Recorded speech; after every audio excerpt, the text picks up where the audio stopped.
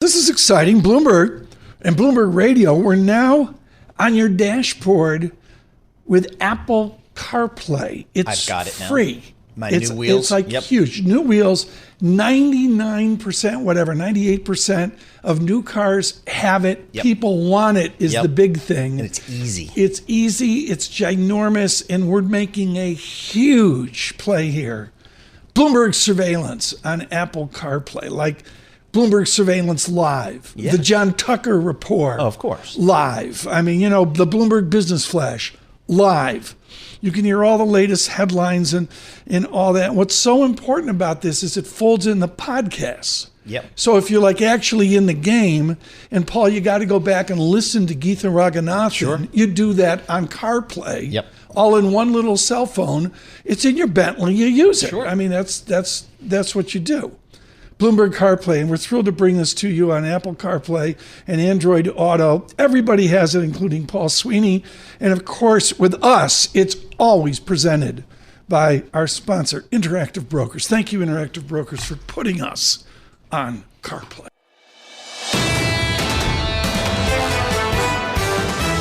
This is the Bloomberg Surveillance Podcast. I'm Tom Keene, along with Jonathan Farrow and Lisa Abramowitz. Join us each day for insight from the best in economics, geopolitics, finance, and investment. Subscribe to Bloomberg Surveillance on Demand on Apple, Spotify, and anywhere you get your podcasts, and always on Bloomberg.com, the Bloomberg Terminal, and the Bloomberg Business app. Our guest of the morning to synthesize all this without question, Peter Tchir joins us now, head of macro strategy at Academy Securities. You look for price up, yield down. What will that do to the equity market? I think for now it's going to be good. I think we see 430 on 10s before we see 475. I think the pain trade is actually to lower yields. A lot of people who were bullish at 5 kind of got short again.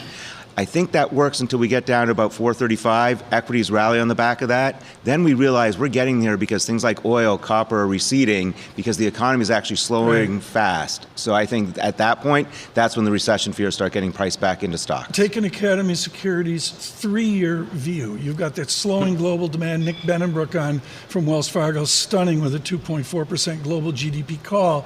Can you own equities out with a 3-year vision? I think you could if you had a 3-year vision. I think right now it's more like a 2 to 3 week vision. Everything's so volatile. We don't know where this economy is turning. We don't know what's going on there. And one thing that's starting to scare me is we're having a lot of discussions about the Middle East. We're starting to hear a little bit more concerns about supply chains. I don't think it's an issue today, but as this drags on, if there's any degree of escalation, supply chains become an issue again. So I think that will be a big drag on the economy. The Middle East, crude. Last month is just unreal to see a move of almost 11% lower on WTI, even with the heightened tension in the Middle East. A lot of people, Pete, are pointing to maybe demand starting to crack in certain places around the world, Europe, maybe even the United States going into next year. What's your view on that? Yeah, I think the last time I was here, I said buying oil was not going to be a good hedge for escalation there because oil had been under so much pressure before, and I think that's what we're seeing again. There's just that lack of demand, and the Saudis definitely have the ability to turn on the tap if they want. We're clearly trying to figure out how to work with Venezuela, and so far it looks like Iran's going to continue to pump oil despite the sanctions, despite the heightened tensions there. So there's not much in favor of oil right now, and I think that's a very crowded long position. So I could see that breaking lower. Going into next year, you mentioned a 2-3 week view. I'm with you. You know what's about to happen, though, in the next 2 to 3 weeks? We're going to get a load of people publishing their outlooks for 2024. Can you help us understand how you get any visibility whatsoever into next year? What's the strategic view going into next year? I think there's still some big themes. I think AI, how people are using AI, the efficiency that could cause for companies, I think that's going to be a big theme still. So you can look over that. Where are we going to be on the defense spending? Where are we going to be in terms of geopolitical spending? I think the reshoring is still real. I think a reasonably healthy economy with our decent jobs is still the overriding thing. So I think markets are a little bit more volatile right now than the underlying economy is. So if you put this together to what you said earlier, that you see benchmark 10-year yields getting down to 4.35% before going back up to 4.75%, or just basically they're heading lower. Does that mean that we're going to have slower growth, but still the soft landing, and that it basically people are going to get a little concerned about stocks, but that it sets up a rally? I mean, I'm just trying to understand I think a very convoluted range of thoughts. So I think as we move towards 435, you get this, this is all good for stocks. And then as you start moving below 440, I think people realize, oh man, we're getting there because things are not good in the economy. The job market has changed. White collar workers aren't doing as well as they were. You're seeing, I think, some potential for spending. You're seeing little cracks in the housing prices. So I think all of a sudden by year end, we're going to be back on a hard landing discussion, and it'll be the boy who cried wolf, but we'll all be back talking about no more soft landing. We've overdone it. So you think that at that point, treasuries will continue to be havens once again, even though arguably one of the biggest drivers of the yield move has been Washington, D.C., and it doesn't look like that's changing. That's not changing, but again, that's a 3, 5, 10-year sort of pain. It's, we get ahead of ourselves, and I do think the one problem we all have is the bond market's so big. You talk about these numbers, $250 billion, and it's huge, but it's, a fraction of 25 trillion. So I think the ability to digest this, you see corporate bonds come out 22 billion yesterday, I believe it was. There's no problem digesting this. So I think the market's pretty healthy. I think people see yields as attractive. You're going to see people continue to add to that. So I think that's fine. It's going to be the risk side of things that gets people a little bit more spooked. Tell me about the November real yield shift we've seen. We've seen the 10-year real yield migrate 2.50% to 2.19%. That makes things easier for everybody, right? It does, but I think the nominal yields still play a big role. They're still relatively high, and we had that move from 375 to 5, so we haven't clawed a lot of that back. I think there's this long, and variable lag time is really long this time. People did such a good job locking in yields. It's only now that you're hearing more and more people have to roll over their debt, right? If you issued 2-year debt back in the heyday, now it's rolling over. 3-year debt's not quite rolling over. So I think we're just starting to see that slowdown impact. And I think one point John brings up, we've got what we've been calling this faux liquidity, this fake liquidity. It feels like the markets are super liquid at any given price point, but the ability to gap high or low is there. So I think we got pushed to 5% by people getting stopped out, pushing on yields. We're now got back to 450 in a heartbeat because people are getting stopped out the other way. So that's what we're trying to, I think, manage is like, what's the real noise versus the signal? You mentioned the great financing of the pandemic, the huge wealth transfer we had from Treasury to the consumer. Consumer balance sheets were stronger. Everyone under the sun who owned a house, remortgaged, termed out that debt, low rates. Corporate America did the same thing. One place didn't. Treasury. Stan Druckenmiller has been very critical of leadership at Treasury over the last, 5 years through that low interest rate period, not terming out the debt. What are your thoughts on that? What do you think about that conversation? Yeah, I think they should have done what corporations did. I'm always a big believer, right? Borrow long, it locks in, you reduce volatility. And we're having a lot of conversations with clients, probably a little bit hypothetical at this point, but maybe people are supposed to be underweight treasuries and T-bills and way overweight, whether it's commercial paper or corporations, that, right, if you take a step back and talk about this as being governance, right? The U.S. governance is awful right now in terms of our spending, in terms of we talk about not paying our bills, right? You look at the large corporations of the world, they have good corporate governance, they have global plans. They never once would ever even think about saying, we're not going to pay our debt on time because we don't feel like it. So I think you're supposed to be starting to push really heavily to overweight high quality corporates, maybe in commercial paper, maybe some ABS, and move really underweight T-bills. So do you foresee a time when Apple can borrow at a lower rate than the U.S. government? That ability to break the sovereign ceiling rarely happens, even in emerging markets. I don't think it happens here, but I do think you can see really tight spread compression, especially at the front end of the corporate bond curve. So I like that as a trade. You think we get convergence, spread compression on governance issues alone?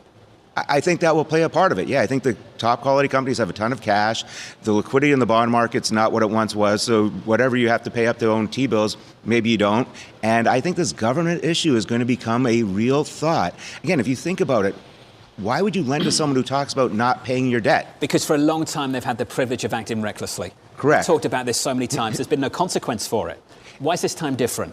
I think something we talked about before snapped in the market. And all of a sudden, people are really questioning this whole, correlation or coalescence of events that have been on the back of everyone's mind. I don't think it cracks this time, certainly, but I think it starts setting us on stage. Again, I always go back to the great financial crisis. It started breaking in 2006, got fixed, broke again in 2007, got fixed, broke again in 2007, got fixed. So I feel now we've started this unwind, and unless D.C. gets its act together, this is going to be, every time it rears its head, it'll get uglier, but it's not this year's story anymore. Pete, love it. Always thoughtful. Peter Tchir there of Academy Securities.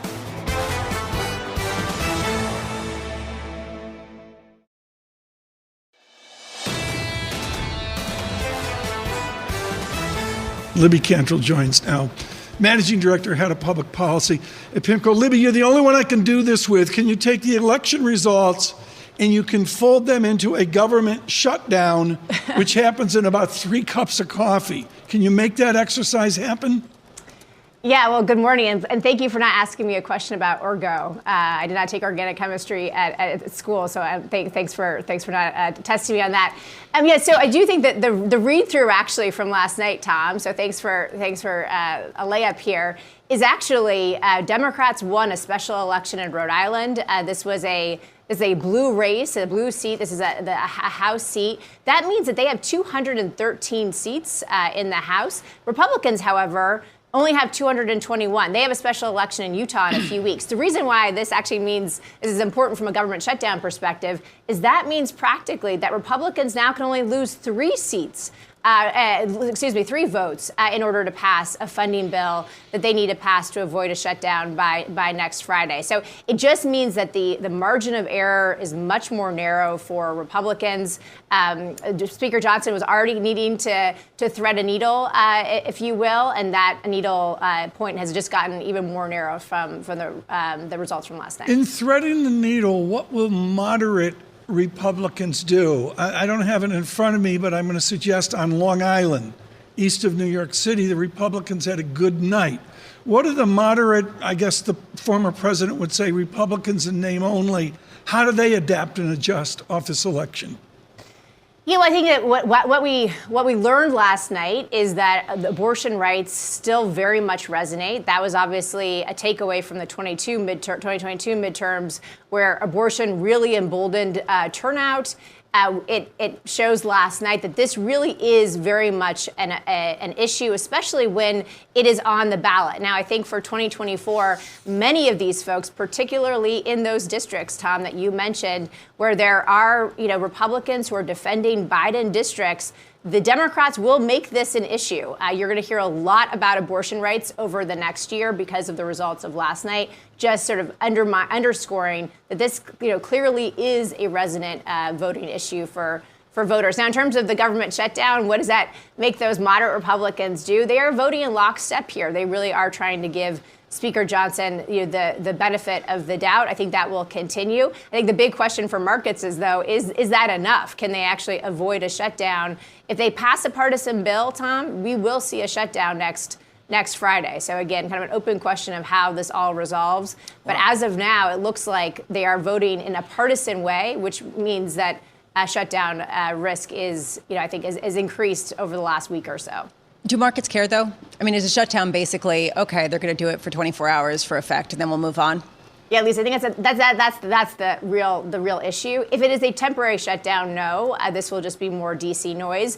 If it's a longer, more prolonged shutdown, it does become, the economic impacts of lots of federal workers being furloughed, not actually collecting a paycheck, could matter. And also, the data matters, right? If we don't get data from the Department of Labor, for instance, that makes the Fed's job, a little bit harder. And we can also see, that this term premium that you all have been talking about, we could see, some of the yields back up again as well on account of this. So I think you're right. If it's a short-term shutdown, no, the markets probably don't care. If it's longer term, however, it may weigh on, again, on just sort of the confidence around sort of the political apparatus in Washington, D.C. Just shifting from last night's elections to what we're expecting next year in the presidential election, how much of a certainty do you think that it is that we're going to see President Biden versus former President Trump? How much will tonight's debate really color that discussion about potential other running candidates for the Republican Party in particular? Yeah, so I think what we've been messaging to clients, Lisa, is with high conviction, President Biden will be the nominee for the Democratic Party. This idea that he is going to drop out, that Governor Newsom, for instance, may jump into the race, it just is not. It's just not realistic at this point, nor is there any indication from the Biden camp that he has any interest in dropping out or any intention of dropping out. So he will be the Democratic nominee, again, excluding or assuming there's no sort of exigent health issue or what have you. On the Republican side, President Trump obviously has an incredibly formidable lead in the polls, but this is actually a really important point. His campaign is much more organized, I think, by his own admission, than it was in 2016. And they have been systematically changing the delegate rules in the states in terms of how the state primaries allocate delegates to his benefit. So not only does he have this formidable lead in the polls, but he's also sort of changed the kind of the machinations behind the scenes in terms of how these delegates are allocated. And of course, getting the nominations just a delegate game. So the fact that he's been changing these rules is to his benefit as well. So, I mean, a lot would have to happen, I think, tonight and over the next 2 months. Now, I think what we can show from even last night, that voting behavior is the most important thing to look at, and polls are not always right. And so particularly in Iowa and New Hampshire, Nevada and South Carolina, those are the four first contests, Lisa, and how we're guiding our clients is if Trump wins all of those, then he very likely is going to be the nominee. However, if there's somebody contests one of those, then it could be easily become a two-person race. But again, sort of remains to be seen. In terms of tonight, it's really a race for number 2. DeSantis and Haley. Yeah. I think we'll see it be pretty nasty and pretty ugly tonight. I'm looking forward to that debate a little bit later. Libby, thank you. Good to catch up. You're one of the best. Libby Cantrell there of PIMCO.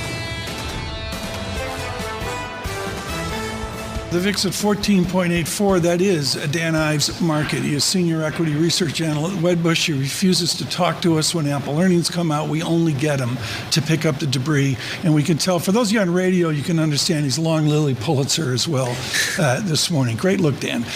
I want to talk about your 240 call on Apple. You're not lonely. There's a few other people out there with Dan Ives' optimism on Apple. When I saw those margins in a company managing for profit, not revenue growth, can you raise your 240 estimate? Yeah, look, I think this is just the beginning of the next phase of the Apple story. You look at margins that are historical. You look what's happened on services now, mid-teen growth, and iPhones, despite the haters continuing to hate, is growing. Even when you take out currency and you look, it's even growing more. ASPs, the China iPhone demise story is a fictional Netflix story. And in my opinion, this is just the start of what I ultimately view as a $3.5 to $4 trillion market. It's a slow day. We got to make some news here. Can you pop from 240 up to 250 this morning for us? Look, I believe are the best case or the bull case is probably closer to 275 as this all plays out. Because also now you don't have AI in those numbers. This is just the get out the popcorn moment for when Apple ultimately, I believe, over the next year introduces the AI App Store, and that's just going to be, ultimately from a services perspective, that could be an incremental 5, 10, 15 billion a year. You made a couple of statements, so let's drill down on them. We can do that. Sure. We're friends. You talked about growth of the iPhone. What growth are you talking about? So if you look at unit growth, units are growing into the December quarter. You also, if you take out currency, which is a headwind, you have basically mid-single digit growth. 7%. 7%. But you've been talking about a massive boom of people upgrading. I guess my question to you, Dan, to be polite about it, have you been right for the wrong reasons on the stock? Sure. Would you acknowledge that? I would say that ultimately, if you look at this, what I view as a mini super cycle, that's playing out.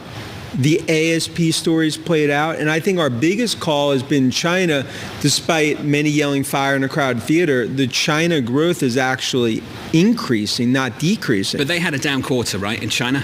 Well, if you look at China, mainland China was actually a record for the September quarter. When you look at the overall, as Keen talks about the initial reaction after, sure, iPads, Macs, that and $3 get you a cup of coffee. I'm focused on iPhones where units were up in China. What I'm struggling with, though, and you'll appreciate this, if you came on today and say margins are better, they are. I'm with you. Okay, margins are great. Service revenue is where the growth is. That deserves a higher multiple. I understand that. Maybe you can make the case for why the stock is higher this year based on those things. When you say things like iPhone super cycles, when we've had no growth for 4 quarters in the company, that's where I struggle. Can you help me understand that? So let's dissect that Sure. a little. First, when you think about the called 500-600 bips FX headwinds, that is actually underlying growth that you're seeing in iPhone units, just to steady state it. I also believe our whole view of the iPhone cycle is really going to be over the next 3, 4, 5 quarters. That's where you're going to have these upgrades that actually come through. I'm not saying that you don't have some maybe minor share losses on the sort of mid-tier, but in terms of high end, as a utility, this essentially is going to be a mid to high single-digit growth on iPhone. And when you start to run that through, that could be an incremental $1, $2, $3 earnings as you look out the next 2-3 years. There's a lot of growth already baked into valuation, and a big piece of valuation is where the buyers are going to come from. And you've been traveling around the world trying to hold everyone's hand and convince them that there is still value in big tech. How much do the losses of other areas of the tech-like sphere, and I'm thinking of Masayoshi Son and the more than $11 billion loss on WeWork, how much does that play into a little ambivalence about buying the story right now? Look, I think you're definitely having winners and losers in terms of this just broader economy. And I think in terms of the Magnificent Seven, in terms of big tech, I think the strong get stronger. But Lisa, to my point, being in Asia for a few weeks and in Europe, it's very easy to sit there here in New York on your 10th floor spreadsheet being negative on Apple. What I see out in the world is a much different environment in terms of the growth that's happening. And I believe tech, to your point, you're going to see the strong continuing to dominate. And I think in terms of AI, we are just in the early stages of monetization. I think that's a big thing in this tech bull market. Microsoft saw it in terms of AI. You're starting to now see monetization.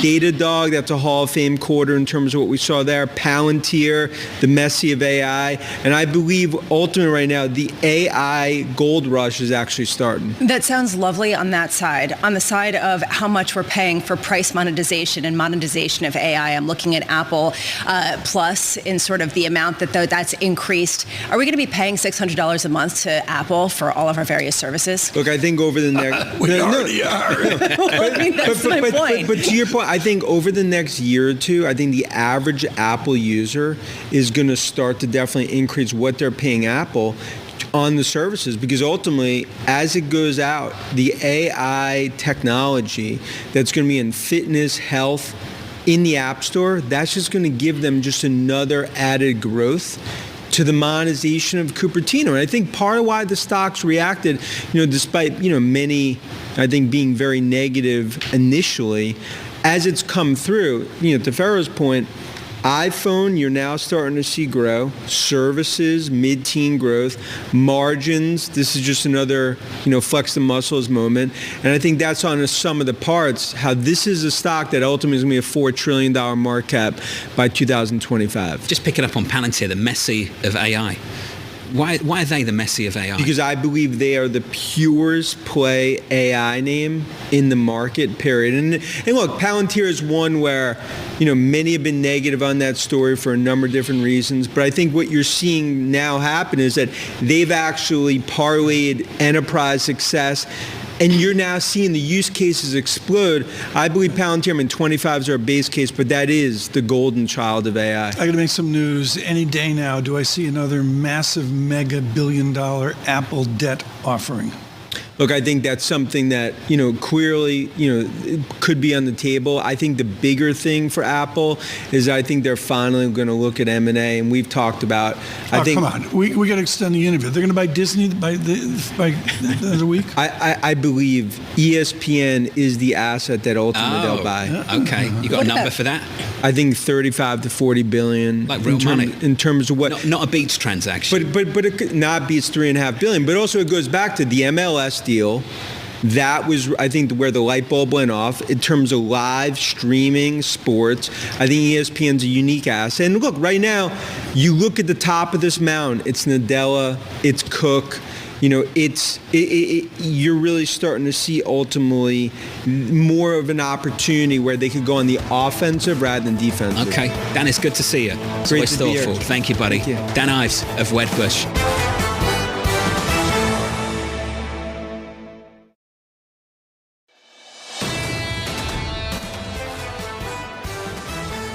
Joining us to talk about just how bad of a time this is for this to hit. Alexander Goldfarb, senior research analyst at Piper Sandler.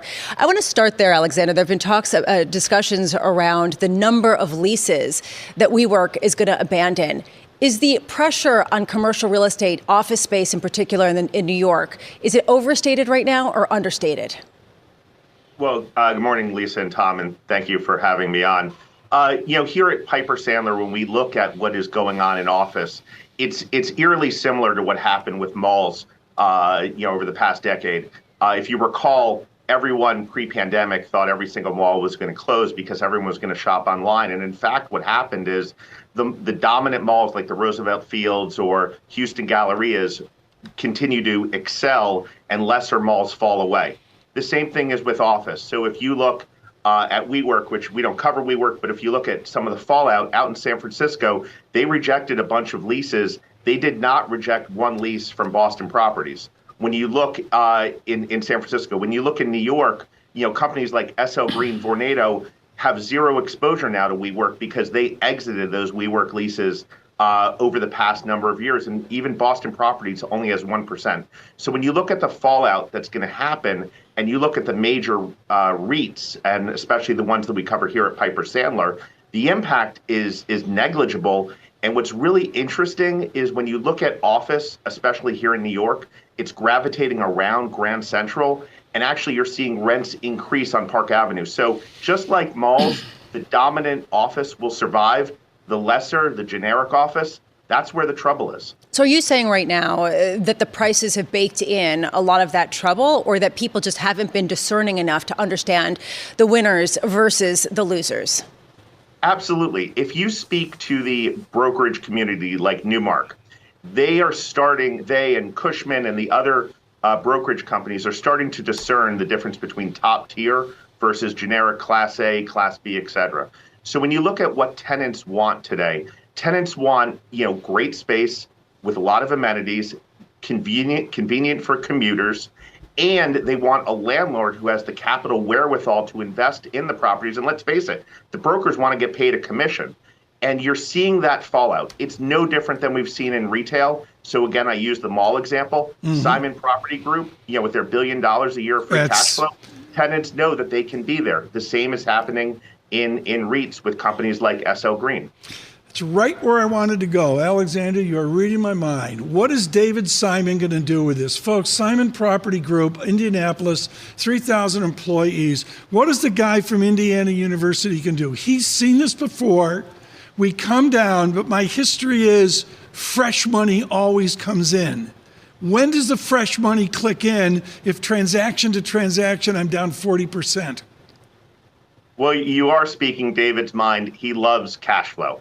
So since IPO, the company has paid out $39 billion in dividends. And the reason they've done that is by investing shrewdly. So when you look right now, he's very focused on investing in his malls. So apart from the Taubman acquisition, which was structured before the pandemic, he hasn't bought anything on the outside. His focus has been investing in the malls, like out in Northgate in Seattle, where they're converting it into a hockey arena, or Houston Galleria, where they're adding office and apartments, et cetera. So that's where he's focused. But let's face it, given the challenges away from Simon, he can pick and choose. But if you look, he's making a ton of money out of his portfolio, which people forget is actually small. It's only 120 malls and only 200 or so domestic properties in total. So he's a large company, but with a small powerhouse portfolio. Right. But Alexander, I got to make some headlines here. We're in the business of news. Alexander, there's blood on the streets. We see it in New York, and I get it. New York's its own little weird place, but there's all across the nation real estate blood on the streets. Are you saying your world of REITs, back to when you were at Lehman, your world of REITs, is it now a screaming buy because of all the agony Lisa was just framing? So it's not a screaming buy in the sense that interest rates are high, right? We have a 10-year that was approaching 5%. It's now backed off a little. But certainly the financing market, which, as you guys have reported, is basically shut down, right? CMBS market is tough. You walk into a bank and try to get a construction loan, they'll call the cops on you. They're like, we don't do that right now, right? So lending is very tough. The transaction market is almost on ice because of the widespread. What's interesting and people miss, and Tom, you're like my first boss at Lehman, David Schulman. You've been around a number of decades. Real estate right now is benefiting from a phenomena that it has not had in a long, long time, which is low supply because nothing new is getting built and low vacancy. That combination is really powerful. And you started the show by saying, how is the credit going to get worked out? Again, as we've spoken before, back in the GFC, everyone was panicked about the CMBS. No one can tell you where the benchmark GG10, what happened to that famous 2007 deal, right? Stuff gets worked out. Obviously, there will be pain. There will be blood for sure. But if you look at real estate's biggest benefit right now, it's that lack of supply and low vacancy. Right. That's a huge positive that is underappreciated by the market. Just about 30 seconds. What happens if there's forced selling, akin to WeWork? So WeWork is a tenant, so you don't really have forced selling from that. But to be clear, banks, where everyone's focused on, they're not in the business of running real estate, right? So as long as it's a good asset with a good sponsor, they're going to work out some deal because, as the old adage goes, a rolling loan collects no loss. That said, there's clearly going to be assets that will go back to the lenders. Right. And those are the assets where the economics don't exist. That's the stuff to worry about. But the big properties like the 399 Parks, the One Vanderbilts, those big centers are going to be fine. And again, when you look at where the value in real estate is, it's accruing at the top. Okay. But you're right. There will be blood, and the blood is going to be from generic assets. Alexander, brilliant. Alexander Goldfarb, years of work at Piper Sandler now on real estate investment trust. Subscribe to the Bloomberg Surveillance Podcast on Apple, Spotify, and anywhere else you get your podcasts. Listen live every weekday starting at 7 a.m. Eastern on Bloomberg.com, the iHeartRadio app, TuneIn, and the Bloomberg Business app. You can watch us live on Bloomberg Television and always on the Bloomberg Terminal. Thanks for listening. I'm Tom Keene, and this is Bloomberg.